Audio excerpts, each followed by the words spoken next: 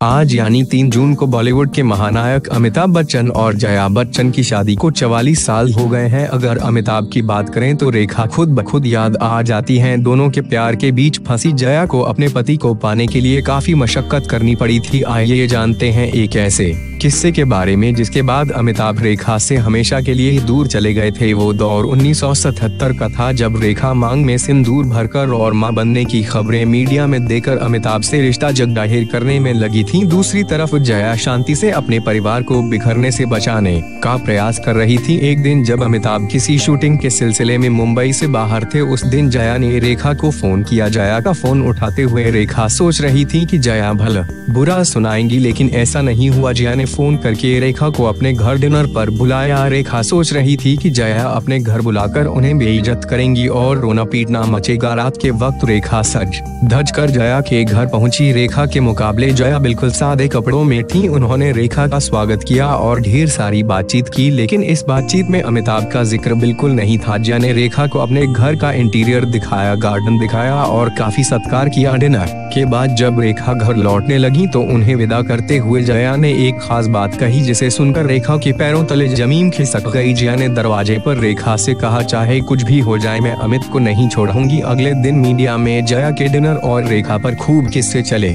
लेकिन न तो जया ने कुछ कहा और न ही रेखा ने मुंह खोला। इस डिनर के बाद एकाएक अमिताभ की जिंदगी काफी बदल गई। उन्होंने रेखा से दूरी बना ली क्योंकि उन्हें पता चल चुका था कि जया उनके और रेखा के बारे में जान गई है, लेकिन परिवार की खातिर वो मुंह नहीं खोलेंगी। जानकार कहते हैं कि अगर जया वो डिनर न करती तो शायद आज रेखा उनकी जिंदगी में दूसरी औरत बनने में सफल हो गई होती।